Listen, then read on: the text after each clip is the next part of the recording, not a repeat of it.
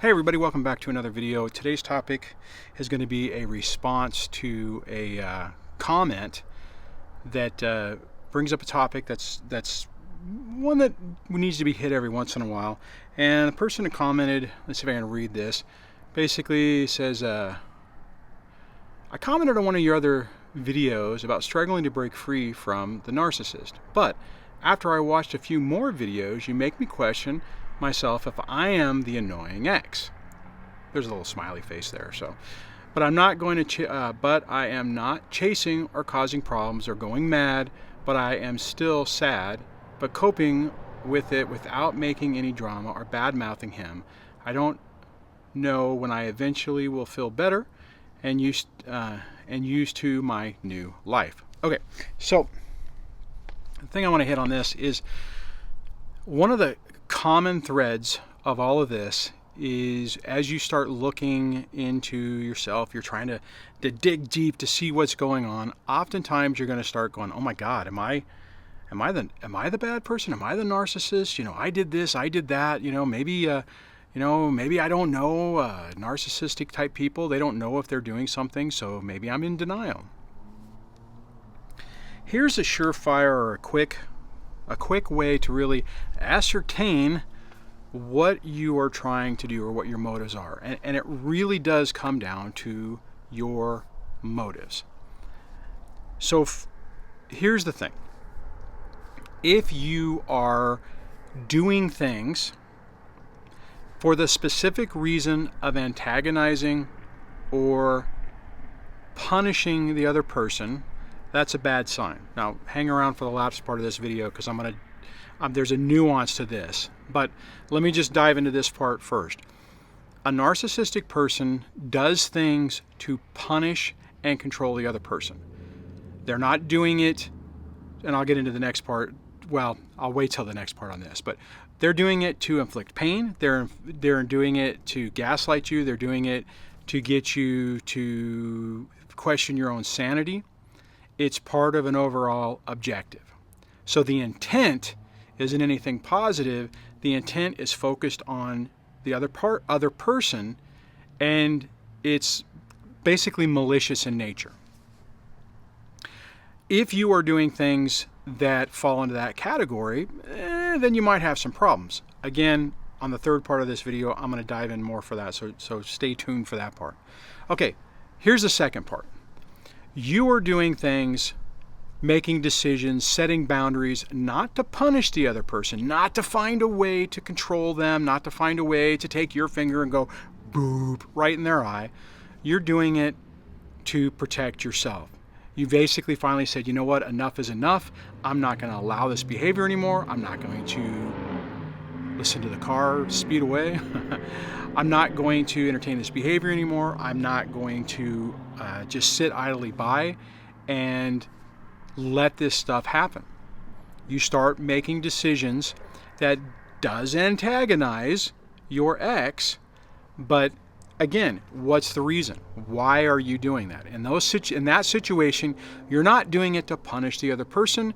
You're turning the focus back on you, and you're trying to take control of your life. You're trying to mitigate what the other person is doing to provide some sanity back in your life, to add some peace back in your life, and to fundamentally get that damn cone of chaos to move away or to be outside of your peripheral, so to speak, so that you minimize whatever the hell is going on with them. Okay, so the last part about this. There's a lot of people who find themselves doing things to lash out at the other person. So when I was talking about that first part, you might be thinking to yourself, because you won't say it to anyone, you might be thinking, oh crap, I'm doing that. I'm focusing on them, and I'm saying no just because I can say no, and I'm doing these things to get back at them. Here's the difference. When you've been dealing with a toxic narcissistic person, somebody that has been making you jump through flaming hoops for a significant amount of time, you get tired and you get wore down and you get sick of it. You get sick of the fact that they seem to be able to get away with everything with minimal consequences. So more than likely there will come a time where you will probably make decisions that aren't necessarily focused on your best interest and are more focused on being able to try to get the other person to feel some of the pain, to reap what they sowed, whatever.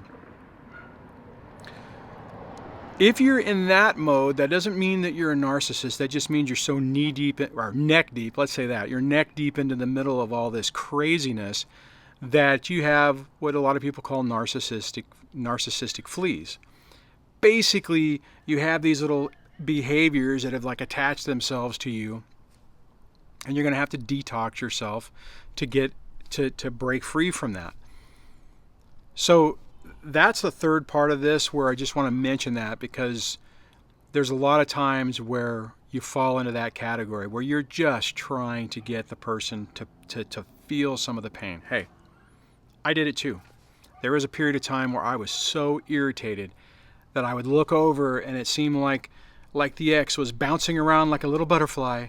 Nothing ever happened to them. Here I am getting, in the, crawling through hell and back, and they're just skipping in a meadow. And it's annoying. It's annoying whenever you look at someone else and they are not having any consequences. Their life isn't affected, and they are just like, every time they think about it, it's like, oh look, I can throw a spear at the other person, and you're like, oh, koosh, the spear hits, and you're like, what the hell, another spear?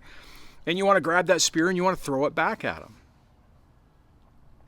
The thing I'll leave you with that I want you to think about is couch your decisions on what is best for your kids, because it is real easy in the early stages of this to focus on yourself and focus on the ex and focus on making the ex feel some pain. So what I would ask you to do is, as you're going through this, when you have to make a decision, when you're stuck with the double bind, we talk about that a lot, so don't need to go into that too much detail, but when you're stuck with that double bind, the gauge you use to try to make the decision is, what is the best decision for you and your child? Maybe that is saying no. Maybe that is putting up a roadblock and saying no. But again, it's a double bind, so both, any decision is a bad decision. You just got to pick the least worst decision. But what I'll tell you is, if you can use that, how it impacts your kid as a gauge, I think it'll help you out. Now let me just give you a little example so you understand what I mean, so this isn't so nebulous. Let's say you're into this a couple of years. You've been asking, you've asked your ex a couple of times to allow you to do something with the kids. You're like, hey, little Susie wants to go to this event. It's on your day. Can I go? And the answer is no. That's my time. You cannot go. You can take her on your time, right? That type of thing. So you might have the urge when something comes back up, because it doesn't come up often, to be able to say, you know what? I'm going to say no too. I'm going to exercise my absolute approval authority to say no. Really think about it with how it would affect your kid. If your kid's like, oh hey, this thing's coming up and I really want to do it, and it's with mommy and it's on your time and can I go? I know it's going to irritate the crap out of you. I know you're going to be sitting in there going, are you kidding me? Every time I try to do something, it gets manipulated around. I'm the bad guy, and you just want to say no.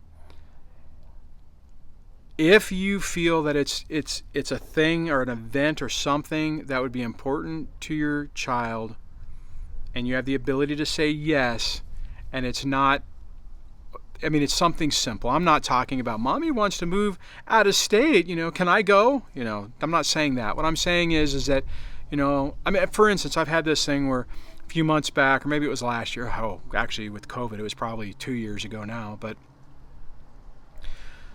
my youngest came to me and said, mommy and I are going to do this pottery thing. I'm like, oh, that's great. But it's every Saturday for a few months or a few weeks. And I'm thinking, it was annoying, right? But I'm like, oh, okay. All right. So what are you talking about? What would you do? You just go over for a few hours and then come back? Yeah. I'm like, all right. So I said yes. And that's what I'm talking about. I mean, another example, what I'll tell you where you have more of an ability to say no is, let's say your ex says, little Susie wants to go to this thing on my time, will you let her go? And you go, hey, little Susie, there's this thing coming up. Did you want to go? And they're like, no, I don't, not really. And you could say, hey, if you want to, it's no problem. I mean, I don't, if it's something that you're excited about going, cool, we'll make it happen. And if they're like, no, if they come up to you and say, no, Dad, I really, I thought we were going to do something. Then you can say no. Then you can say, nah, we have other plans. Then you can go, no, and no.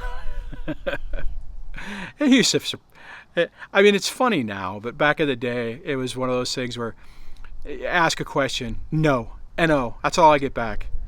Dear ex, there's this thing coming up, and little Susie really wants to go. This is blah, blah, blah, blah, blah. Can they go? No. You just got to anticipate it. A lot of this isn't fair. I mean, I'll give you that. But that's the last little part I wanted to leave you with on that. So you got the three things, right? You got you're doing stuff focused on punishing the other person. That's a bad sign. You got it where you're doing stuff not because of the other person, but you're trying to do it for yourself, and you're trying to give yourself peace and trying to get the chaos out. The third thing is you're doing it because you're so irritated that you want a little bit of justice. You want the ex to feel what they're doing to you. Second one is best. Third one is, it's a phase we all go through. So try to go through that quickly. And the first one, if you're doing that, then you're going to have to soul search. Let me try that again. Soul search, and really start questioning yourself. What I would say, if you're in that first category, hopefully you're working with the therapist, and start trying to dive into that. Start trying to dive into why you're focused on the other person. And on that, curious what you think. That's my breakdown on that question. I'd be curious if you agree with me, or maybe you have a different philosophy on it. It always makes me sad when I see somebody who's struggling with it, and I'm pretty sure that they're not creating all the drama, that they're really trying to get their life back. For the most part, that's who ends up at this channel. My channel pretty much doesn't gravitate or doesn't pull in the drama people. It pulls in the people who are so sick of the drama and they want to get out. So if you like this video and you found some value in it, give it a thumbs up, leave a comment. That helps the engagement with YouTube. If you're new to the channel and you haven't subscribed, hit the subscribe button, ring the bell notification so that you get notified whenever I post a video. And if you really like what's going on here, for the low price of $1.99 for the base level, you can become a channel member and help keep the lights on. Like the lights. See, I got more lights up tonight. On that, stay tuned for upcoming videos. I'm getting ready to go on a camping trip, so check out my other channel because I'll be posting stuff over there, and I'll be trying to do some stuff like this, just different topics when I'm out in the woods and traveling around. So on that, have a great rest of your night, and I will catch you on the next one. Take care. Bye.